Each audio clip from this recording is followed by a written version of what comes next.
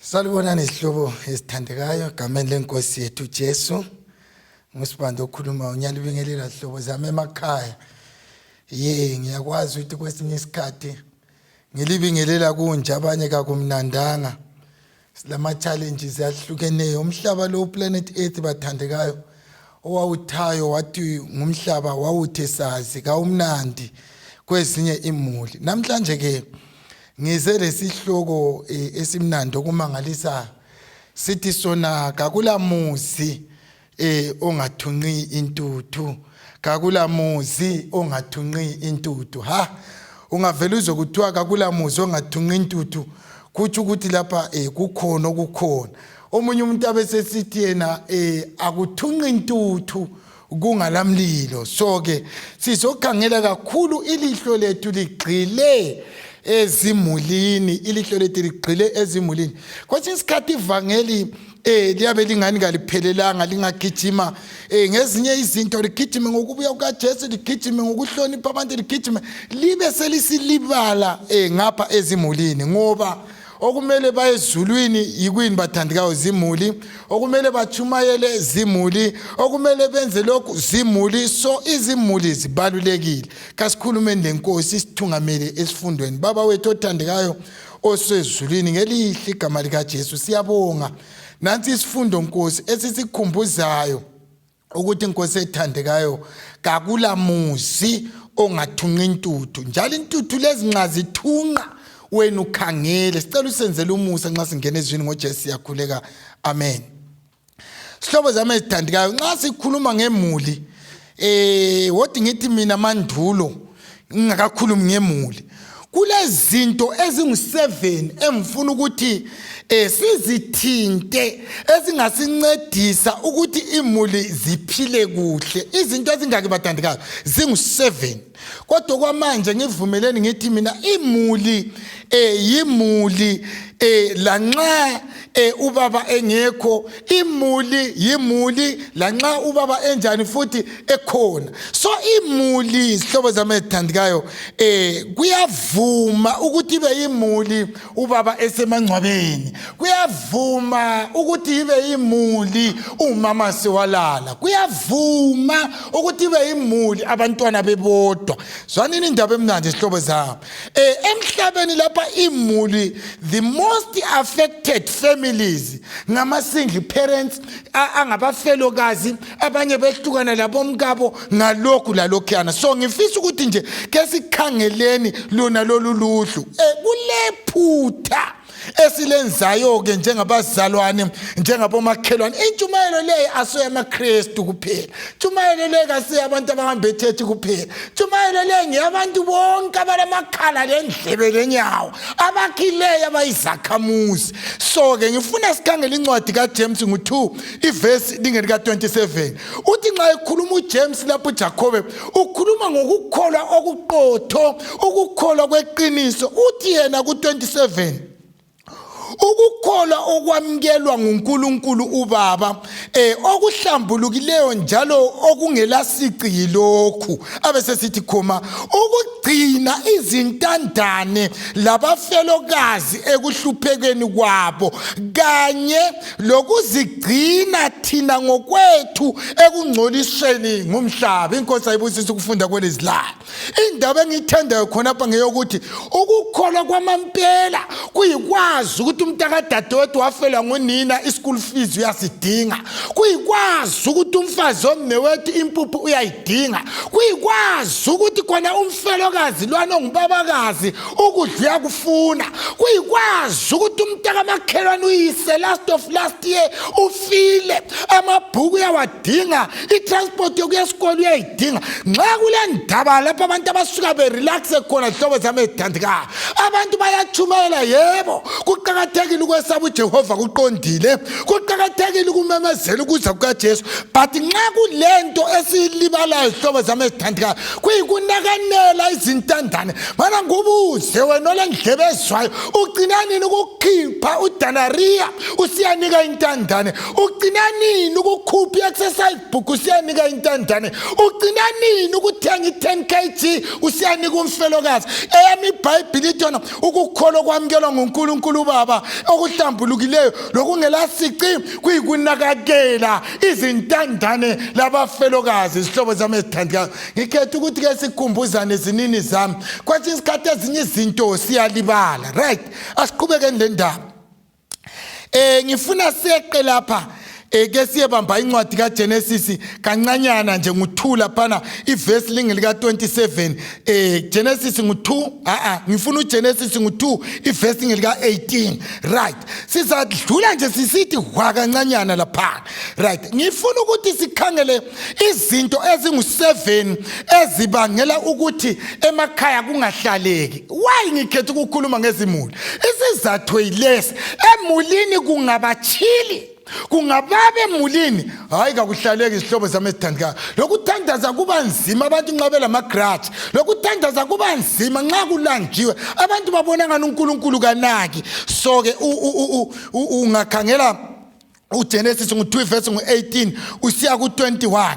Enye into encedisa to avoid ipoverty, number 1, ipoverty ingangena kumbe ngithi ukuswela kungangena phakathi kwemuli. Sihlobo zami ezithandekayo, impilo ibanzima kakhulu.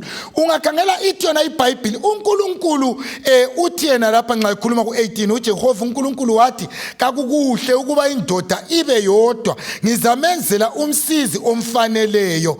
Ibisisithi iBhayibheli manje ke uJehova uNkulunkulu wayesembumbile ngomhlabathi, wayesebumbile ngomhlabathi zonke inyamazana zeganga lazo zonke izinyoni zemoyeni, waziletha emuntwini ukuthi aziphe amagama. Mana ngime lapha kanti ivesi lusibando ibalelana. Ivesi le ngibalela kakhulu abantu abatsha.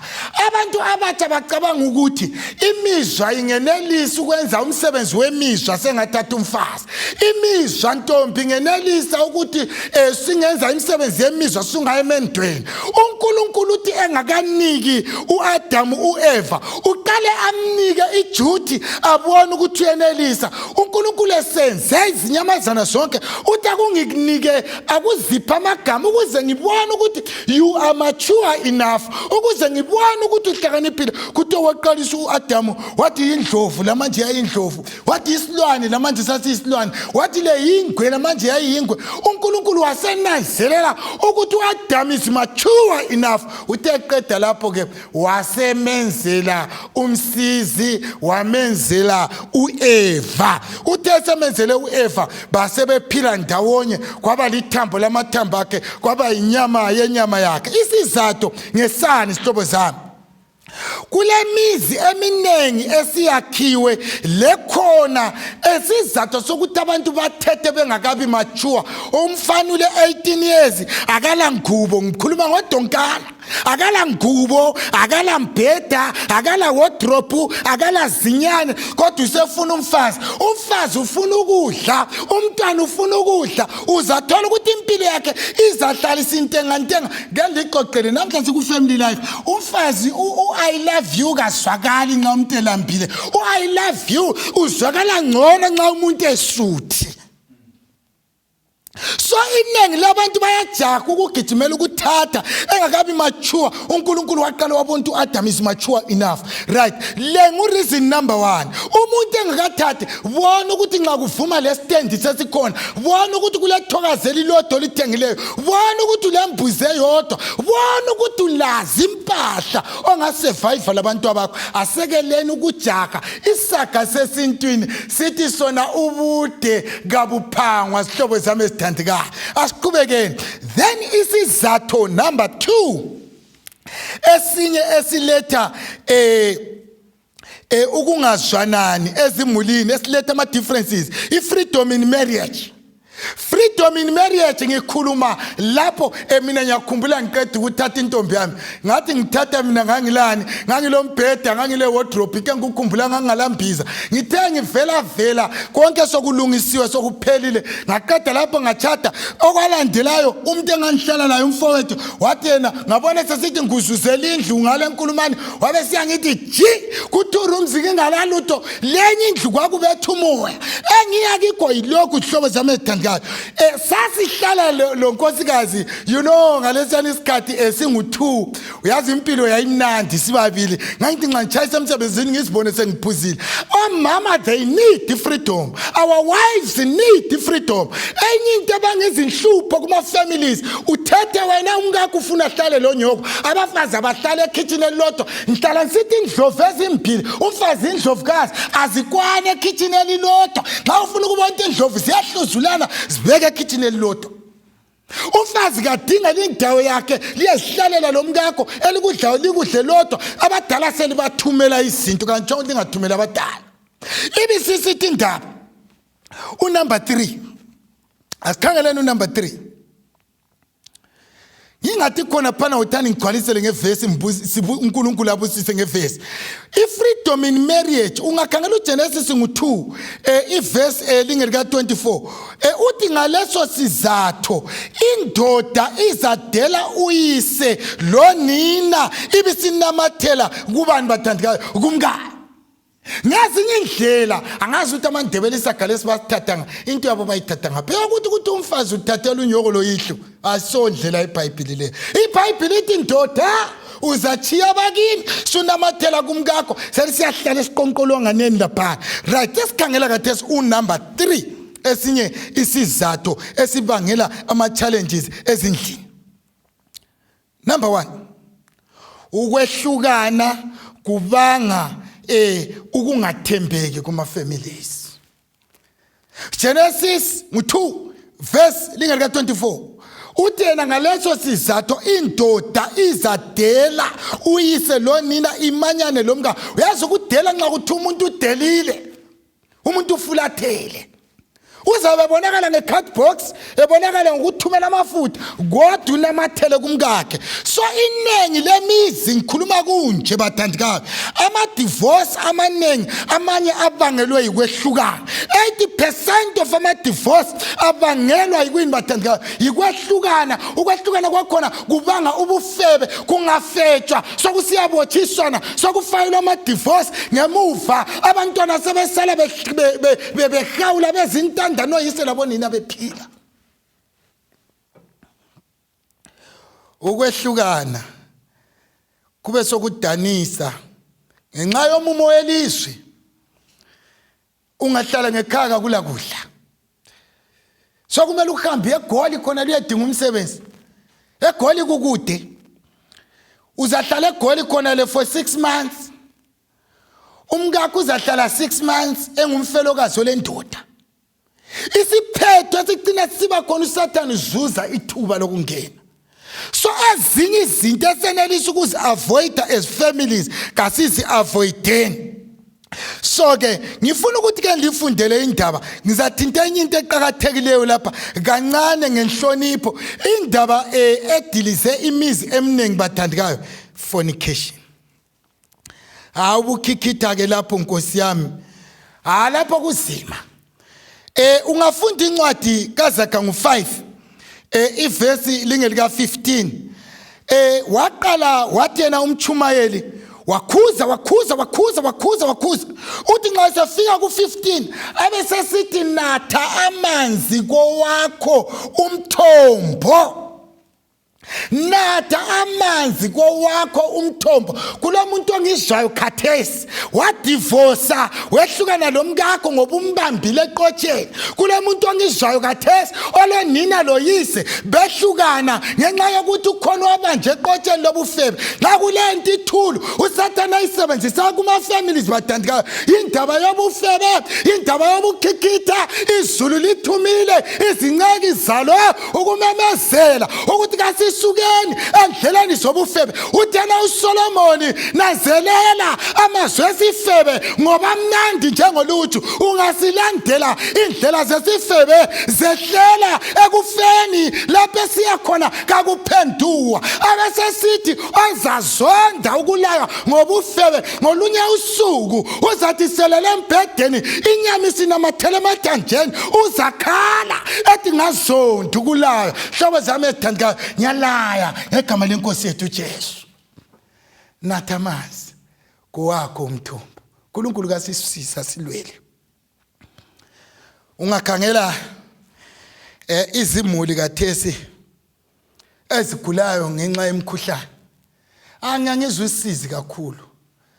ngiyangizwisisi kakhulu ezikolo lapho zabona umama usebuya yehawulisa ugogo umntwana sowafa lo mkhwenyana sowafa ugogo segcina abantwana sebuya kutitsha ebuya ngasese ngani ucatshile ukuthi abanye abantwana bangamboni afike ethi hayi la ngamaphilisi kaSimele okuhle hayi la ngamaphilisi kaThabani ngizacela ukuthi libe limnathisa every day ngo10 after breakfast uyabe hawula umuntu omdala abantu abethu sibafaka ezinkingeni uSathane izihlobo zami ezithandikayo ezimulini ungene ngenhliziyo kodwa kudingekayo uNkulunkulu uzadlala indima yakhe lathi kule ndima okumele sidlale ngokwethembeka le ngenye yezinto yesithathu ebuhlungu eyenza ukuthi izimuli zingami kuhle nxa kwenziwe kuhle lokho uzathola ukuthi uhlupho luba nganeno Kathesi ungakhangela so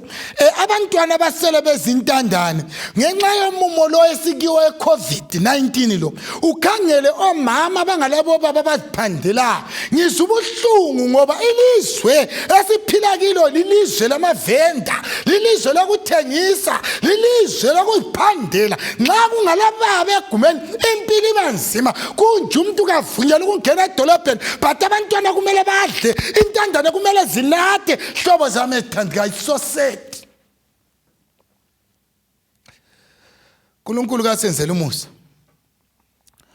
uNkulunkulu kasenzela umusa then number 4 enye into eluhlupho kakhulu ezimulini ngama grudges ngise ngakhumbula ngolunye usuku uJosepha nxa wayese abafowabo sebemshondile bathi kuyinyanga kwamaphupho lokho bamthatha bamthengisela amagibhide afika la wamgcina khona ngale waba into yokugcina ungafunda deep kuthiwa ngolunye usuku abafowabo indlala isichinga beza bathe sebefikile sebezodinga amabele kuthiwa wabakhangela uJosepha ngelihle libuhlungu wasebona ukuthi abafowabo kabamboni wabakhangela wehlisa inyembezi ngenxa yokwazi ukuthi kwakulohlupho ngemuva ezimulini nxa kulento eyingozi elimaza umdeni lediliza umdeni zindaba zama-grudges ngikhuluma kunje kulomza wakho laqabana ngamasimu nje kuphela kalinikani mlomo ngikhuluma kunje kulodade wenu laqabana ngezinkulumo ezingalamsebenzi kalinikani mlomo hlobo zami ezithandikayo kakula muntu ozathethelelwa izono kuplanet earth nguJesu uNkulunkulu engazange aqala athethelele omunye umuntu ezimulini nxa kulo muntu akwaziyo ukuthi kasilabudlelwano uNkulunkulu ekuseni ngasona lesi isikhathi kumbe kusemini lapho azakuzwa khona lona leli lizwi is appealing to you nxa kulesikhwili olaso uJehova uyancenga uthi mntanami funda ukuthethelela uyabona ukuthi ukuthethelela kumele kube yiweakness yomKristu ungakhangela uJakobo wahamba wahlala kumalumakhe kuLabhani wahlalela khona le ecabanga ukuthi ngalomfowethu ngimphambanisile angikwathi ngizafika ngithini kodwa ngolunye usuku umoya kaNkulunkulu wafika undodalana wakhulelwa yikuzehlisa wazama zonke indlela ukuthi abuyisane lo mfowabo imuli ezinengi izinto esezisilimazile indaba yokuba lamagrudge ubaba lo mama kulamagrudge isikhathi esinengi kungaba lamagrudge emulini igraph yokukhonza uNkulunkulu iya drop yehla iyaphansi kasifundeni ukuthi sithukuthele ilanga lingatshoni futhi zijayeze ukuthi olala laye owembatha laye semungubo lingafika esigabeni sokulala lingathethelana nanga banengi abantu asebeke balala omunye ekhangele ezansi omunye ekhangele eningizimu ekuseni wathi uyathalaza wangendlela yokuthi kabakhulumiseni waphuma wayezenzela izinto kodwa uthe uyaphenduka wathola umuntu uyaqanda be careful so indaba yamagrudge ngeyinye silimazileyo kakhulu kodwa ngithinta indaba eyinye eqhakathekileyo lapha number 5 reason number 5 Sihloko sami sithi sona kakula muzi ongathunqa intuthu. Kulabanye abantu asebachiya imizi yabo. Wabona ngani inhlupho zomuzi wakho zedlule zakodlodlo. Kulabanye abantu asebabalekela omkabo babona ngani inhlupho zabo zedlule zakosibanibani. Kakula muzi ongathunqa intuthu. Sihlobo zami ezithandekayo ngizayithinta kuhle phambili. Nase enye into eqhakathekileyo uthi kuthiwa khona lack of respect in families iya destroy umuzi ithwele isando. So lack of respect, lack of respect. Mana ngifundele ivesi encwadi kaEphesians ngu6 ngiyithanda livesi okunye okumangalisayo. Ephesians ngu6 ungayikhangela khophana isukele verse indingeli ka1. Lack of respect ngingakayikhatshana iBhayibheli iqala ithi bantwana lalelana abazali benu enkosini ngokuba lokhu kulungile. Ibisidlula iye ku2 ithi hlonipha uyihlo lonyoko okungumlayo wokuqala olesithembiso. Ibisisithi ku3 ukuze kukulungele lokuba ube lempilo ende emhlabeni hlonipha uyihlo lonyoko. Leya ngithinta kakhulu isihlobo zami ezithandekayo. Uthi yena uNkulunkulu into umthetho ungakhangela i10 commandments so inde isukela ku1 ungabi labanye othixo ngaphandle kwamizi yefika khona lekugcineni. Kodwa umthetho owodwa olesithembiso olegain ngumthetho othi wona hlonipha uyihlo lonyoko ukuze insuku zakho zande ezweni. Ngambona abazali nxa umntwana esedelela uzokuthi uqalekisiwe wena. Ungazokuthi uqalekisiwe wena kawusela future. Ungazokuthi umntakabani uthukiwe kawusela future. Ngithintekile ngadabuka ngakade ngikhangela nale verse lapho kuthiwa khona ukuze kube kuhle kuwe kade sibeka umakhelwane ngeweekend ngisekhaya ubaba ongumuntu omdala okhulileyo kuba lama differences phakathi kwefamily. So kulama differences abantwana kube sokusithi umuntu thize abesesithi hayi umuntu unjunju nje kansoze ngikubeke kunjengoba kunjalo. Kodwa into engithintileyo yikuthi umntwana azonde azafike ezingeni lokubana umuntu omdala ngaphili. Azonde afike ezingeni lokugamula umuntu omdala ngehloka. Azonde afike ezingeni lokuthisela umuntu omdala endlini. Azonde afike ezingeni lokuthi umuntu omdala ngawuyadlula emhlabeni. Uyazi ngicela ukukutshela xa ufuna ukubona iBhayibheli liqinisile delela unyoko delela uyihlo uzabona ukuthi impilo injani. Sihlobo zami ezithandekayo xa iBhayibheli sithi ukuze kube kuhle kuwe ikhuluma ngami ikhuluma ngomntwana omncane ikhuluma ngama youth. Kulabadala abangabantwana ngoba abazali bayaphila kodwa sebakhohlwa ukuthi ugogo uyadla. Sebakhohlwa ukuthi ukhulu uyagqoka. Sebakhohlwa ukuthi impuphu iyafuneka. Mana ke ngikuqoqele sihlobo sami ezithandekayo kulabanye abantu ukuzubona iBhayibheli iqinisile nxa isithi ukuze kube kuhle kuwe kulamadoda ale 40 years awala zindlu amanye ale 50 awala nkomo amanye ale 60 kawala lutho. Isizatho yikuthi basebenze monarchy bazuza imali bakhumbula izicathulo bakhumbula ama radio bakhohle ukuthengela nini osebele ekhaya. Kulamadoda aphila ku planet Earth ahamba ngezimoto ezinhle kakukubi ukudrive imoto enhle kodwa usumkhohle umzali ekhaya. Yami iBhayibheli ithi yona kakusoze kukulungele. Abanye selike laqutha la kubo siyazi ukuthi izinto kawuziboni. Banenge bengithumela ama message abanye bethi ngiyasebenza imali angiyiboni. Mana ngutshele uSathane omkhulu lomthakathi omkhulu ngumzali ongamthengela ichukelo ongamthengela osebele. Liyangizwa yini? Ezinye izinto siyazithakatha. Ezinye izinto siyazithakatha. So nxa sikhuluma nge-lack of respect ebantwaneni abantwana bamisana labazali abantwana umzali abamboni bakhuluma ingalo ukukhuluma lesize yakhe.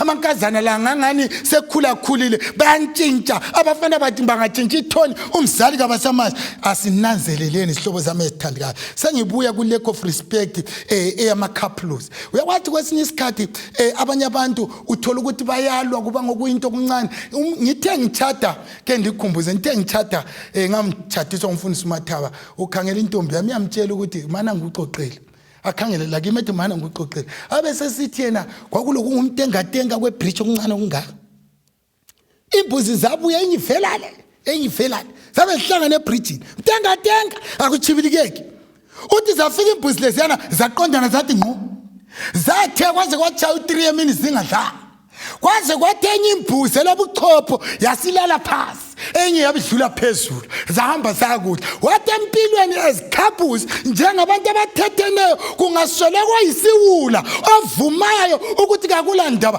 impilo izalehlula umkakhe ngakhwela eqaqeni lo mama khwela phezulu sokule problem ukungahloniphani Ephesians 5 verse 22 uthi bafazi zetiseni kibomkenu sengathi kusenkosini nxa kulento eligugu eBhayibhelini ngumfazi ngoba ufanekiswa lebandla nxa kulento eligugu yindoda ngoba ifanekiswa lo Jesu sokuthiwa abafazi kabazehlise sengani kusenkosini nxa ichurch kuguqwa bazaguqwa nxa ichurch ukhuluma pholile bazaphola nxa echurch isihlobo zamezithandikayo kule nhlonipho labo bazaba lenhlonipho kodwa uhlupho lwethu namhlanje ngekhaya sivika induku ngekhaya bathandikayo sokuyimpilo liyana eyosodoma leGomora yebo kakulamuzi ongathunqa intuthu kodwa ezinye intuthu singenelisa ukuze avoida ngegama lika Jesu singenelisa hlonipha umkakho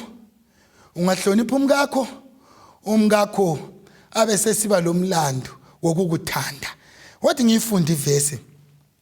ngiyifunda ivesi angeke ngichiye ngingayifundanga ithona iBhayibheli bafazi uthi zehliseleni phansi kwabomkeni njengasenkosini ngoba indoda inhloko yomfazi njengoKristu eyinhloko yebandla haleluya uthi lelo bandla phese sigcizelela lapha ethi elingumzimba wakhe engathi elingumzimba wakhe ephinditi futhi yena engumsindisi walo abesebuya ngapha madoda thandana umkenu njengoKristu owathanda ibandla wazinikelela lona ngenxa yalo kulemlando emibili edilisa ama families lack of respect kubo mama angazi ukuthi kuthina abantu kumbe bengahlala bonke bayajayelana umunye azajujuke ecine ngasela ndaba lomunye uthole lo baba nxa sekhuluma uyarahu yale zwane nditshele baba umele uJesu mama umele ibandla baba umele uJesu mama umeleni bathandikayo ibandla so nxa uzazi ukuthi ngumama ongalanhlonipho ufanele ukuthi weyisa ibandla likaNkulunkulu but indaba ke engiyithandayo nasi umpostoli Paul uthi nxa isehle siyaphansi uthi ngenxa yalokhu indoda izachiya uyise lonina ihlanganiswe lomkayo abesesithi yena khoma le yimfihlakalo enkulu uPaul uthi yena kodwa mina ngikhuluma ngoKristu lebandla namhlanje isihlobo sami esithandikayo ngicela ukulisusa ezimulini ngililethe ebandleni ngicela ukulisusa emakhaya ngililethe ebandleni njengompostoli Paul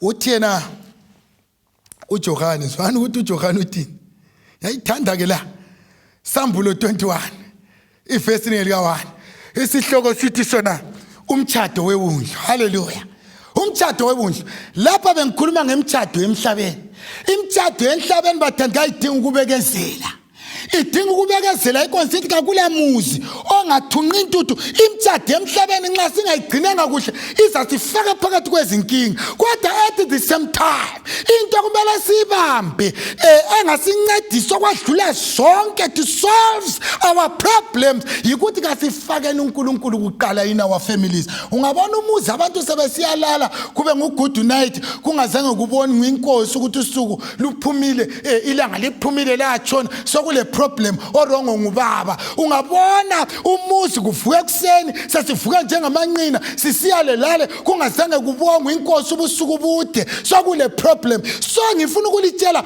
ngomtchado ongcono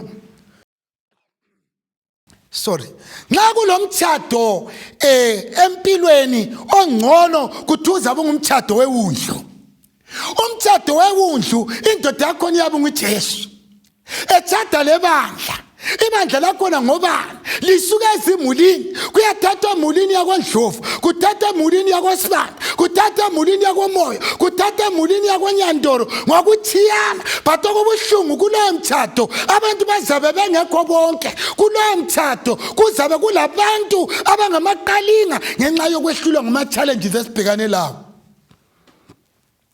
Uthi John verse 1 ngu-21 kaSambulo, ngabuya ngabona izulu elitsha lomhlaba omutsha, ngoba izulu lakuqala lomhlaba wokuqala kwase kudlulile njalo ulwandle lwalungasekho. Haleluya. uJohane uthi yena ngase ngibona izulu elitsha lomhlaba omutsha ngoba mdala wawusudlule. Kungani sitsho njalo sihlobo zami ethandekayo? Lo mhlaba esiphila kiwo esivuka kiwo okutshona sigcibile sifaka izigcikamlomo uyabe ungasekho. Umhlaba lo okutshona sinatha ama-ARV uyabe ungasekho. Umhlaba lo sihlobo zami ethandekayo okutshona sibala intandane uyabe ungasekho. Umhlaba lo okudelelwa ngabafazi uyabe ungasekho. Umhlaba wokuselela imuli ubaba swalala uyabe ungasekho. Bamama manini ndiqinise, indoda yakhe ingabile 20 years, ingabile 10 years under the ground, but kule ndoda engcono engakunakakele nguJesu. At the same time uJesu lo mhla esiza uza kuvusela isithando sakho esidala. Okudingekayo ukuthi siphila sisidla amabele kasibe lobudlelwano lezulu. Singaba lobudlelwano lezulu sifuza uLazaro owayelobudlelwano noJesu. Namhla uLazaro esefile after 4 days uJesu wambiza emangcwabeni wavuka. So uJohane nxa isithi yena ngoba umhlaba omdala uyabe ungasekho kube sokuthiwa lo lwandle lwalungasekho. Isizathu sokuthi kuthiwe lo lwandle lwalungasekho, uJohane ulwandle kwakuyindlela ye-punishment. Kwakufanana lejele bamthatha bamthi choko khona le Patmos wehluleka ukubona imuli yakhe engasenelisi ukubona ubani. Kodwa uyatshela lapho ukuthi mhla walomthatho wewundlu ibandla uthi yena ulwandle luzabe lungasekho. Johane uyakwazi kade somkethe abanye ngikhuluma kunje base diaspora yikho ukubangela ukona, abanye basegoli yikho ukubangela ukuganga. But kulo mthatho wewundlu kuyabe kungasekho lokho. Abasesithi yena kuvesi 4 uzaze sula zonke izinyembezi emehlweni abo kakusakuba khona ukufa loba ukulila loba ukukhala loba ubuhlungu ngoba umumo omdala wezinto usudlulile. Hlobo zami ethandekayo, nanti ithembe elimangalisayo lapha bazalwane abathandekayo. Indaba le kayidingi umuntu okuthiwa ngumKristu, idinga umuntu olendlebe lomlomo lenyawo olesimilo, kumbe wathi ngithi mina olesimo sikaNkulunkulu. uJesu akudingayo yikuthi azibuthele ezimulini ezilenhliziyo ezephukileyo ezinqusela umthatho ongcono. Kuthi uJesu umhlayise siza kuplanet Earth, uJohane uthi yena nxa emkhangela uyavelela empumalanga kuyabe kungokuyihafu kwesandla. Kuthiwa nxa esiza inkazimulo yakhe ikhula kancane kancane ikhula. Abantu bazasheshema kuplanet Earth abangalungisanga. Kuthiwa nxa esiza uJesu izimuli ngokuya kwesikhathi abasesithi ngimthandayo obhalayo akhangela lapho uJesu ethutsha amehla akhanya ngamalanga bomlilo. Uthi ilihlo lakhe latshintsha lakhangela phansi emangcwabeni. Uthi ekhangela emangcwabeni wathi vukani abafileyo. Nxa bevuka lo wakho umkakho uyavuka, lo nyoko uyavuka, lo bani wakho wafayo uyavuka, kodwa kuphela nxa balala beyeme esandleni sokulunga. Angathi yena sokuphelile. Haleluya. Kancane kancane uPaul abesesithi yena kasoze sibandulele laba abafayo. Kuyabe kungani liphupho. Kancane kancane uyazi ukuthi uzabungani uyenyuka. Uthi yakhangela sowubona utshani sobubuhle phansi kade usuphezulu.